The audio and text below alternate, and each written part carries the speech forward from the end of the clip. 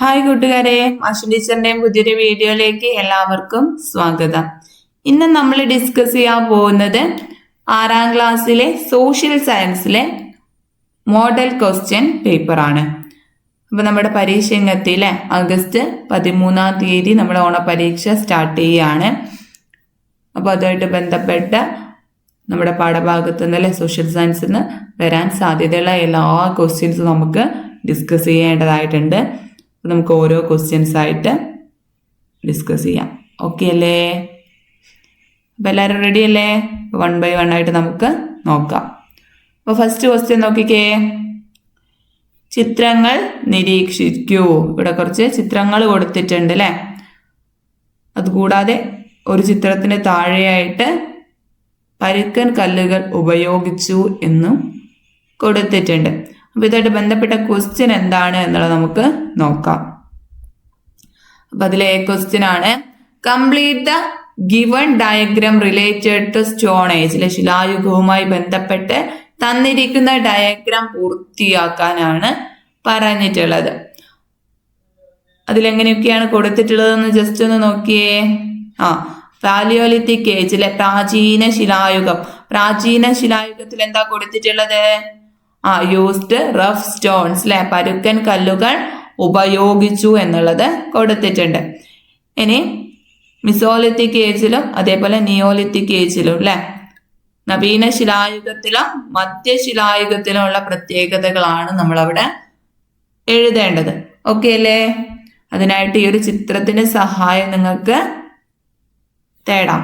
ഈ ഒരു ചിത്രം നോക്കിയിട്ട് വേണം എഴുതാൻ വേണ്ടിയിട്ട് കേട്ടോ. എനിക്കറിയാം നിങ്ങൾക്ക് ഈ ചിത്രം ഒന്നും നോക്കേണ്ട ആവശ്യം ഉണ്ടാവില്ല, കാരണം നമ്മൾ അത്രയും പ്രാവശ്യം റിപ്പീറ്റ് ചെയ്ത് പറഞ്ഞ കാര്യങ്ങളാണ് അല്ലേ. അപ്പോൾ ഈ ഒരു ഡയഗ്രാം പൂർത്തിയാക്കാൻ നിങ്ങൾക്ക് പെട്ടെന്ന് സാധിക്കും തന്നെയാണ് എൻ്റെ വിശ്വാസം. ഞാൻ പറയുന്നതിന് മുന്നേ തന്നെ നിങ്ങൾ പറയില്ലേ അല്ലേ ഉത്തരം? എന്താണ് മക്കളെ പറ? ഫസ്റ്റ് രണ്ടാമത്തത് എന്ന് പറഞ്ഞാൽ നവീന ശിലായുഗം. നവീന ശിലായുഗത്തിൽ വന്ന മാറ്റങ്ങൾ എന്തൊക്കെയായിരുന്നു മക്കളെ? യൂസ്ഡ് പോളിഷ്ഡ് ഓർ ഷാർപ്പ്ഡ് സ്റ്റോൺസ് അല്ലെ, ചെത്തി മിനുക്കിയതും അതേപോലെ മൂർച്ചയുള്ളതുമായിട്ടുള്ള കല്ലുകൾ ഉപയോഗിച്ചു അല്ലെ. മിനുസപ്പെടുത്തി മൂർച്ചയുള്ള കല്ലുകളാണ് ഉപയോഗിച്ചിരുന്നത്. അതേപോലെ തന്നെ അവിടെ ഉൾപ്പെടുത്താൻ പറ്റുന്ന ഒന്നാണ് ചെറുകല്ലായുധങ്ങൾ എന്നുള്ളതും കേട്ടോ. ഇനി അടുത്തതാണ് മൂന്നാമത്തത് മധ്യശിലായുഗം അല്ലെ. മധ്യശിലായുഗമായപ്പോൾ എന്തായി? എന്ത് മാറ്റമാണ് ഉണ്ടായത്? ബിഗൻ അഗ്രികൾച്ചർ അല്ലെ, കൃഷി ആരംഭിച്ചു. അതേപോലെ ഡൊമസ്റ്റിക്കേറ്റഡ് എനിമൽസ് അല്ലെ, മൃഗങ്ങളെ ഇണക്കി വളർത്തി. അതേപോലെ ഇമ്പോർട്ടൻ്റ് ആണ് സെറ്റിൽഡ് ലൈഫ്, സ്ഥിര താമസം. ഓക്കെ അല്ലേ? ഈ ഒരു ചിത്രത്തിന്റെ ബേസിൽ തന്നെ നിങ്ങൾക്കത് എഴുതാവുന്നതാണ്. ഓക്കെ അല്ലേ? അപ്പൊ രണ്ടാമത്തത് മിസോലിത്തിക് ഏജിലെ നവീന ശിലായുഗത്തിൽ എന്തെഴുതാം? മിനുസമുള്ള അതേപോലെ മൂർച്ച ഉള്ള ആയുധങ്ങൾ ഉപയോഗിച്ചു തുടങ്ങി. മധ്യശിലായുഗമായപ്പോൾ കൃഷിയുടെ ആരംഭം, അതേപോലെ മൃഗങ്ങളെ ഇണക്കി വളർത്തി, സ്ഥിര താമസം ആരംഭിച്ചു. ഓക്കെ അല്ലേ? എല്ലാവരും ഓർക്കുന്നുണ്ട് അല്ലേ? നമ്മൾ പറഞ്ഞ കാര്യങ്ങളൊക്കെ എല്ലാവർക്കും ഓർമ്മയുണ്ട് എന്ന് ടീച്ചർ വിശ്വസിക്കുകയാണ് കേട്ടോ. ഓക്കെ അല്ലേ?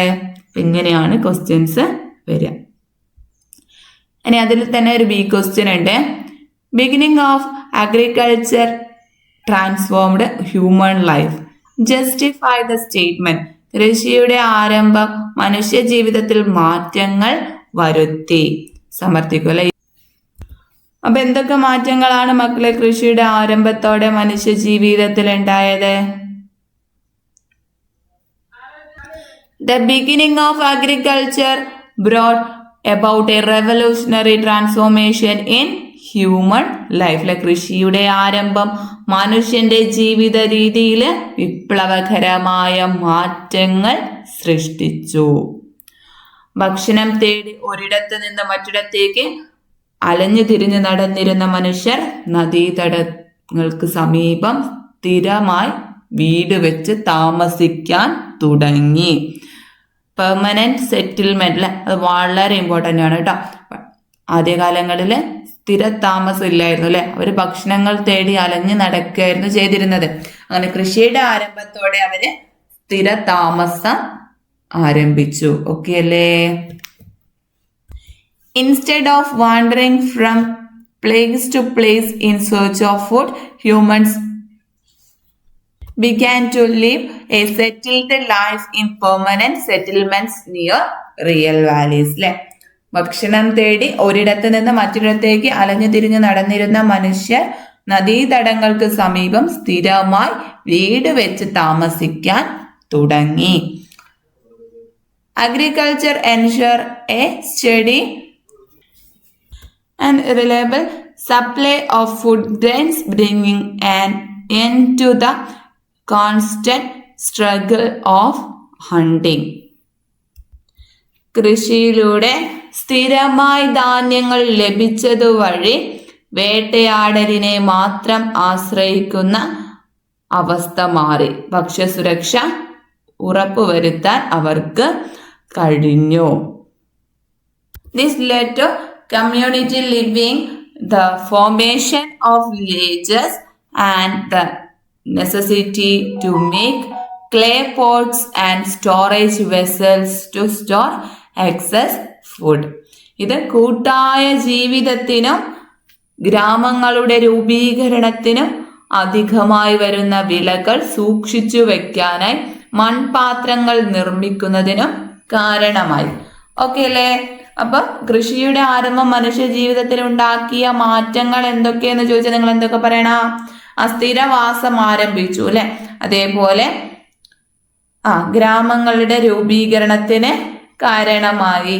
പിന്നെ പാത്രങ്ങൾ അല്ലെ, മൺപാത്രങ്ങൾ പോലുള്ള ഫുഡ് സ്റ്റോർ ചെയ്ത് വെക്കാൻ ആവശ്യമായിട്ടുള്ള പാത്രങ്ങൾ നിർമ്മിക്കാൻ കാരണമായി. അതേപോലെ ഭക്ഷണം സ്റ്റോർ ചെയ്ത് വെക്കാൻ തുടങ്ങി. ഓക്കെ അല്ലേ? അപ്പൊ അങ്ങനെ ഒരുപാട് മാറ്റങ്ങൾ കൃഷിയിലൂടെ മനുഷ്യ ജീവിതത്തിൽ ഉണ്ടായിട്ടുണ്ട്. അപ്പൊ അതൊക്കെ നിങ്ങൾ എഴുതുന്ന കുറിപ്പിൽ ഉൾപ്പെടുത്തണം. ഓക്കെ അല്ലേ? അതിന്റെ ചെറിയൊരു ഫോം മാത്രമാണ് ഇവിടെ കൊടുത്തിട്ടുള്ളത് കേട്ടോ. അപ്പൊ നമുക്ക് അടുത്ത ക്വസ്റ്റ്യനിലേക്ക് കടക്കാം.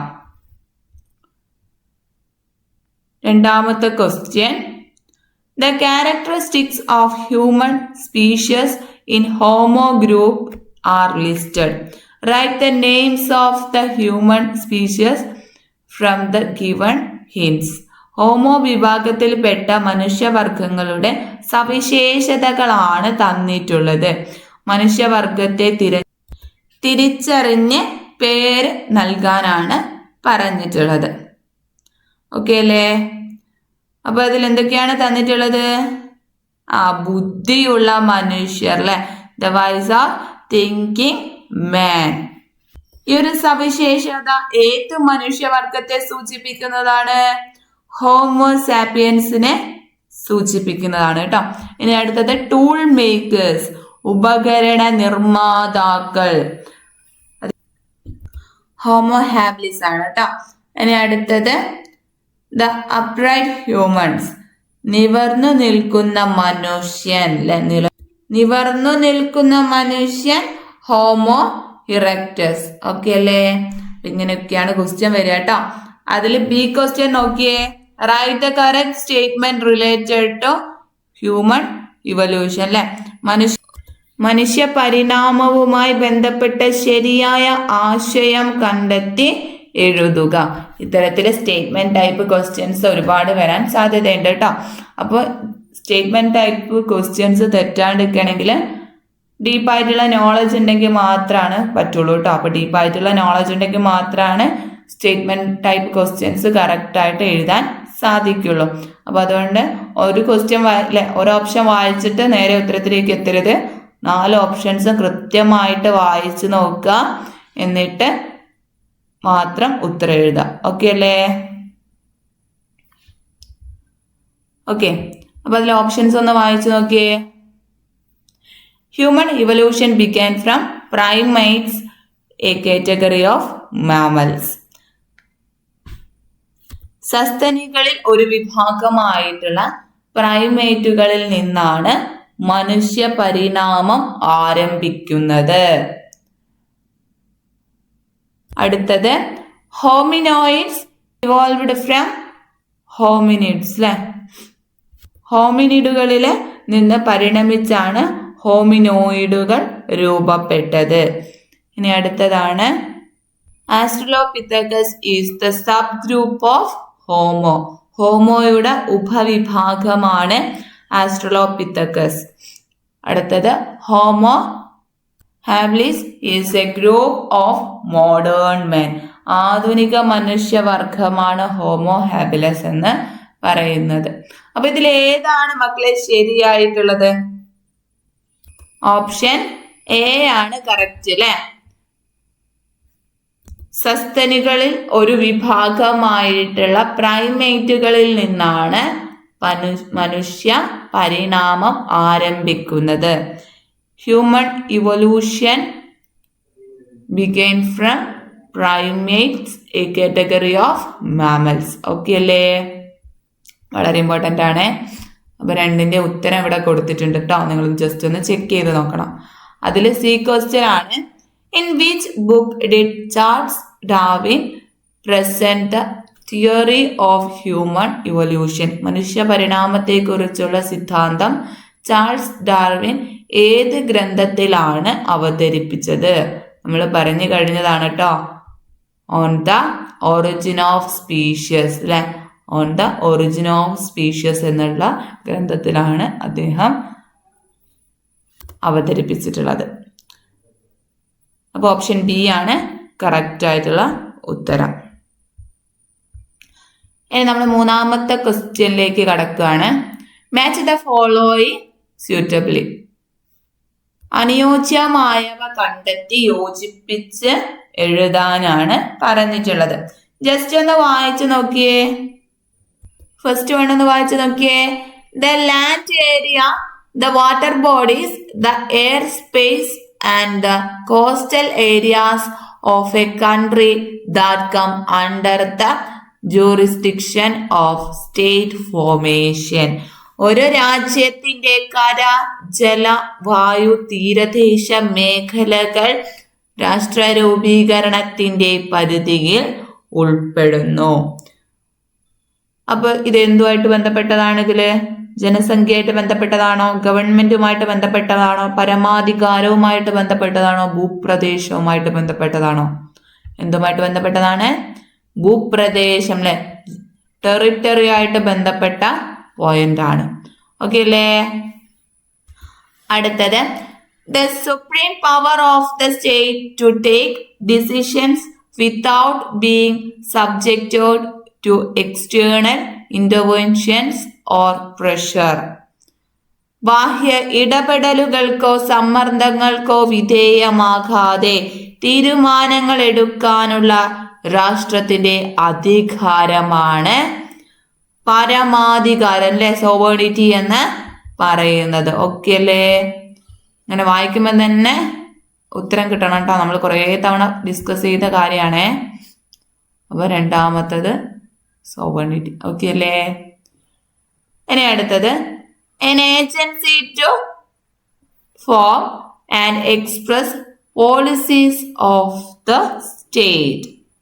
രാഷ്ട്രത്തിനെ നയങ്ങൾ രൂപീകരിക്കുന്നതിനും പ്രകടിപ്പിക്കുന്നതിനും ഉള്ള ഏജൻസിയാണ് ഗവൺമെന്റ് എന്ന് പറയുന്നത്. ഓക്കെ അല്ലേ? രാഷ്ട്രത്തിനെ നയങ്ങൾ രൂപീകരിക്കുന്നതിനും പ്രകടിപ്പിക്കുന്നതിനുമുള്ള ഏജൻസിയാണ് ഗവൺമെന്റ്. ഇനി അടുത്തത് people stay together with mutual dependence, common interest and collective consequences അല്ലെ. പരസ്പരാശ്രയത്വം, പൊതു താല്പര്യം, പൊതുബോധം എന്നിവയാൽ ഒത്തൊരുമിച്ച് നിൽക്കുന്ന ജനങ്ങളാണ് ജനസംഖ്യയുടെ പോപ്പുലേഷനെയാണ് ഇത് ഉദ്ദേശിക്കുന്നത്. ഓക്കെ അല്ലേ? ഈ ഒരു പോയിന്റ് പോപ്പുലേഷനുമായിട്ട് ബന്ധപ്പെട്ടതാണ്. അപ്പൊ ഇങ്ങനെയാണിത് പൂർത്തിയാക്കേണ്ടത്. അപ്പൊ ആ ഒരു പോയിന്റ് വായിക്കുമ്പോൾ തന്നെ നിങ്ങൾക്ക് കാര്യം മനസ്സിലാവുന്നുണ്ടാവും അല്ലെ. അപ്പൊ കൃത്യമായിട്ട് ആ ഒരു ടോപ്പിക്ക് പഠിച്ചാൽ മാത്രമാണ് ഉത്തരം കിട്ടുള്ളൂ കേട്ടോ. ഇനി അടുത്തത് ബി ക്വസ്റ്റ്യൻ ആണ്. Which among the following doesn't belong to the peculiarities of a government? തന്നിരിക്കുന്നവയിൽ ഗവൺമെന്റിന്റെ പ്രത്യേകതകളിൽ ഉൾപ്പെടാത്തത് ഏതാണ് എന്നാണ് ചോദിച്ചിട്ടുള്ളത്. First one component of the സ്റ്റേറ്റിലെ രാഷ്ട്രത്തിന്റെ ഘടകമാണ്. Second one administrators and officials are included in this. ഭരണാധികാരികളും ഉദ്യോഗസ്ഥരും ഇതിൽ ഉൾപ്പെടുന്നു. Third one it is a permanent institution, ഒരു സ്ഥിരം സ്ഥാപനമാണ്. Fourth one sovereignty is executed through this ഏജൻസിയിലെ പരമാധികാരം വിനിയോഗിക്കുന്നത് ഈ ഏജൻസിയിലൂടെയാണ്. ഇതിൽ ഏതാണ് മക്കളെ തെറ്റ്? It is a permanent institution എന്നുള്ളത് തെറ്റാണ് അല്ലെ. ഗവൺമെന്റ് ഒരിക്കലും ഒരു സ്ഥിര സ്ഥാപനമല്ല അല്ലെ, മാറ്റത്തിന് വിധേയമായതാണ്. ഓക്കെ അല്ലേ? ഗവൺമെന്റ് എന്നത് മാറിക്കൊണ്ടിരിക്കുന്ന ഒരു താൽക്കാലിക സ്ഥാപനമാണ്. അതിനാൽ ഇത് ഗവൺമെന്റിന്റെ പ്രത്യേകത അല്ല. ഓക്കെ അല്ലേ? അപ്പൊ ഇങ്ങനെയൊക്കെയാണ് ക്വസ്റ്റ്യൻ വരിക. അപ്പൊ ഈ സ്റ്റേറ്റ്മെന്റ് ടൈപ്പ് വന്നാൽ കൃത്യമായിട്ട് വായിച്ചു നോക്കി മാത്രം ഉത്തരം എഴുതുക. ഓക്കെ അല്ലേ? അപ്പോൾ കുറച്ച് ക്വസ്റ്റ്യൻസ് ആണ് നമ്മൾ ഇന്ന് ഡിസ്കസ് ചെയ്തത്. കൂടുതൽ ക്വസ്റ്റ്യൻസ് ആയിട്ട് നമുക്ക് അടുത്ത ക്ലാസ്സിൽ കാണാം. അപ്പോൾ ഇന്നത്തെ ക്ലാസ് ഇവിടെ വൈൻഡപ്പ് ചെയ്യാണ്. Thank you.